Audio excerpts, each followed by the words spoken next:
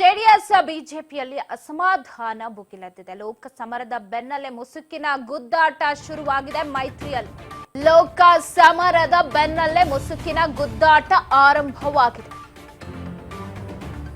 Channapatna by election ವಿಚಾರದಲ್ಲೇ ಕಿತ್ತಾಟ ಶುರುವಾಗಬಿಟ್ಟಿದೆ. ಜೆಡಿಎಸ್ ಬಿಜೆಪಿಯಲ್ಲಿ ಭುಗಿಲೆದ್ದಿದೆ ಅಸಮಾಧಾನ. ಚನ್ನಪಟ್ಟಣ ಬೈ ಎಲೆಕ್ಷನ್ ಯಾರನ್ನ ಕಣಕ್ಕೆ ಇಳಿಸಬೇಕು ಅನ್ನೋ ವಿಚಾರಕ್ಕೆ ಸಂಬಂಧಪಟ್ಟಂತೆ, ಅಭ್ಯರ್ಥಿ ಆಯ್ಕೆ ವಿಚಾರಕ್ಕೆ ಸಂಬಂಧಪಟ್ಟಂತೆ ದೋಸ್ತಿಗಳ ನಡುವೆ ಶುರುವಾಗಿದೆ ಫೈಟ್.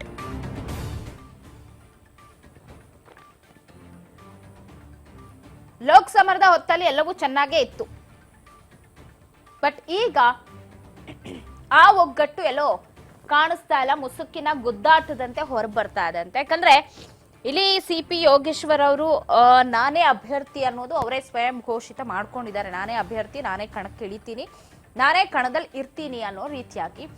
ಇತ್ತ ಎಲ್ಲೋ ದೇವೇಗೌಡರ ಮಗಳು ಅನಸೂಯ ಅವ್ರನ್ನ ಕಣಕ್ಕಿಳಿಸಬೇಕು ಅನ್ನೋದೆಲ್ಲೋ ತೆರೆಮರೆಯಲ್ಲಿ ನಡೀತಾ ಇದೆ. ಯಾಕಂದ್ರೆ ಅದು ಜೆಡಿಎಸ್ ನಿಂದಲೇ ತೆರವಾದ ಕ್ಷೇತ್ರ ಆಗಿರೋದ್ರಿಂದ ಜೆಡಿಎಸ್ ಅಭ್ಯರ್ಥಿನೇ ಆಗ್ಲಿ ಅನ್ನೋದು ಅವರ ಒಂದು ಉತ್ಸುಕತೆ ಅಂತ ಕಾಣಿಸ್ತಾ ಇದೆ.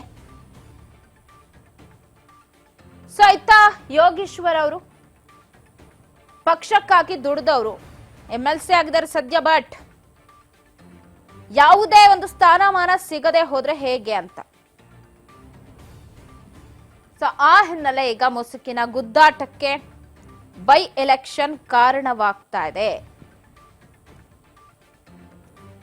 ಸೊ ಯಾರಾಗ್ತಾರೆ ಅಭ್ಯರ್ಥಿ ಹಾಗಾದ್ರೆ? ಸದ್ಯದ ಪ್ರಶ್ನೆ. ಈಗಾಗಲೇ ಹೇಳದಂತೆ ಅನಸೂಯ, ಇತ್ತ ಕಾಂಗ್ರೆಸ್ ಕೂಡ ಮಹಿಳಾ ಅಭ್ಯರ್ಥಿ, ಅದರಲ್ಲೂ ಯೋಗೇಶ್ವರ್ ಅವರ ಪುತ್ರಿಯನ್ನೇ ಕಣಕ್ಕಿಳಿಸಬೇಕು ಅನ್ನುವಂಥ ಪ್ಲಾನ್ ಅನ್ನ ಮಾಡಿತ್ತು. ಯಾಕಂದ್ರೆ ಈ ಹಿಂದೆನೆ ವಿಧಾನಸಭಾ ಎಲೆಕ್ಷನ್ಗೂ ಮೊದಲೇ ನನಗೆ ಟಿಕೆಟ್ ಕೊಡಿ ಅಂತ ಹೇಳಿ KPCC ಕಚೇರಿಯಲ್ಲಿ ಬೀಡ್ ಬಿಟ್ಟಿದ್ರು. ಅಲ್ಲಿ DK ಶಿವಕುಮಾರ್ ಅವರ ಕಾಲೆಲ್ಲ ಹಿಡಿದಿದ್ರು. ಆ ವಿಚಾರದಲ್ಲಿ ನಾವು ನೋಡಿದೀವಿ. ಸೊ ಇದೀಗ ಮುಂದುವರೆದು ಗುದ್ದಾಟ, ಮುಸುಕಿನ ಗುದ್ದಾಟ ಒಂದೊಂದೇ ಬಯಲಾಗ್ತಿದೆ. ಯಾಕಂದ್ರೆ ನೋಡಿ, ಈಗ ಮೈತ್ರಿ ಇರೋದ್ರಿಂದಾಗಿ ಯಾವ ಕ್ಷಣದಲ್ಲಿ ಬೇಕಾದ್ರೂ ಮೈತ್ರಿ ಮುಂದುವರಿಬಹುದು ಅಥವಾ ಮೈತ್ರಿ ಕಳಚಿ ಬೀಳಬಹುದು. ಅದು ಒಂದು ರೀತಿ ನೀರಿನ ಮೇಲಿನ ಗುಳ್ಳೆಯ ರೀತಿ. ಸೊ ಈಗಿದ್ದ ಸಂದರ್ಭದಲ್ಲಿ ತಮ್ಮ ಕ್ಷೇತ್ರವನ್ನ ಏನಾದ್ರೂ ಬಿಟ್ಕೊಟ್ರೆ ಮುಂದಿನ ದಿನಗಳಲ್ಲಿ ಏನಾಗತ್ತೋ ಗೊತ್ತಿಲ್ಲ. ಬಟ್ ಈಗೇನಾದ್ರೂ ಬಿಟ್ಕೊಟ್ರೆ ಅದು ಬರೋ ದಿನಗಳಲ್ಲಿ JDSಗೆ ಮೈನಸ್ ಆಗ್ಬೋದು. ಈಗೇನೋ ಒಲವಿಂದ ಬಿಟ್ಕೊಡ್ಬಹುದು, ಕೇಂದ್ರ ಸಚಿವರು ಮಾಡಿದ್ದಾರೆ ಹಾಗೆ ಹೀಗೆ ಅಂತ. ಬಟ್ ಮುಂದಿನ ದಿನಗಳಲ್ಲಿ ಅದು ಬಹಳಷ್ಟು ಹೊಡೆತ ಬೀಳತ್ತೆ ಪಕ್ಷಕ್ಕೆ ಅಂತ. ಸಿ.ಪಿ. ಯೋಗೇಶ್ವರ್ ಅವ್ರು ಹೇಳಿದ್ರು ನಾನೇ ಅಭ್ಯರ್ಥಿ ಅಂತ. CPI ಹೇಳಿಕೆಗೆ ಪ್ರತಿದಾಳವನ್ನ HD ಕುಮಾರಸ್ವಾಮಿ ಅವರು ಪ್ರಯೋಗಿಸಿದ್ದಾರೆ. ಅಚ್ಚರಿ ಅಭ್ಯರ್ಥಿ ಹಾಕುವ ತಂತ್ರಕ್ಕೆ ಕುಮಾರಸ್ವಾಮಿ ಅವರು ಮುಂದಾಗಿದ್ದಾರಂತೆ. ಯಾಕಂದ್ರೆ ಈಗಾಗಲೇ CPI ಅಭ್ಯರ್ಥಿ ಅನ್ನೋ ಸಂದೇಶ ಜನಗಳಿಗೂ ಕೂಡ ರವಾನೆ ಆಗಿರೋದ್ರ ಹಿನ್ನೆಲೆ ಅಚ್ಚರಿಯ ಅಭ್ಯರ್ಥಿ ಯಾರಾಗಬಹುದು? ಈಗಾಗಲೇ ಹೇಳ್ದಂತೆ ಏನಾದ್ರು ಮಂಜುನಾಥ್ ಅವರ CN ಮಂಜುನಾಥ್ ಅವರ ಪತ್ನಿಯನ್ನ ಹಾಕ್ತಾರ ಅಥವಾ ನಿಖಿಲ್ ಕುಮಾರಸ್ವಾಮಿ ಅವ್ರನ್ನ ಕಣಕ್ಕಿಳಿಸ್ತಾರ, ಯಾರು ಅಂತ. ಸೊ ಬೈ ಎಲೆಕ್ಷನ್ ದೊಡ್ಡ ತಲೆನೋವಂತೂ ತಂದಿಡ್ತಾ ಇದೆ. ಸದ್ಯದ ಮಟ್ಟಿಗೆ ಅಲ್ಲಿ ಇರಿಸು ಮುರುಸು ಉಂಟಾಗ್ತಾ ಇರೋದಂತೂ ಹೌದು. ಸೊ ಅಭ್ಯರ್ಥಿ ಆಯ್ಕೆ ವಿಚಾರದಲ್ಲಿ CPI ವರ್ಸಸ್ HDK ನಡುವೆ ಈಗ ವಾರ್ ಶುರುವಾಗಿದೆ. ನೋಡಿ, ಬಿಜೆಪಿ JDS ಯಾರೇ ಆದ್ರೂ ಮಾತನಾಡುವಾಗ ಏನ್ ಹೇಳ್ತಿದ್ರು, ನಮ್ಮಲ್ಲಿ ಈಗ ಹೈಕಮಾಂಡ್ ಏನ್ ಹೇಳುತ್ತೆ ಆ ನಿರ್ಧಾರನೇ ಫೈನಲ್ ಆಗುತ್ತೆ, ನಾವೇ ಕಿತ್ತಾಟ್ಕೊಳ್ಳಲ್ಲ.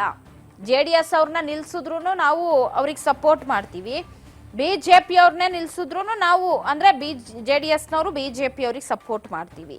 ಈ ತರದ ಮಾತುಗಳು ಕೇಳಿ ಬರ್ತಾ ಇತ್ತು. ಬಟ್ ಎಲ್ಲೋ ಈಗ ರೂಟೇ ಬೇರೆ ಆಗ್ತಾ ಇದೆ, ಬದಲಾಗ್ತಾ ಇದೆ ಅನ್ನೋದನ್ನ ನಾವು ಗಮನಿಸಬಹುದು.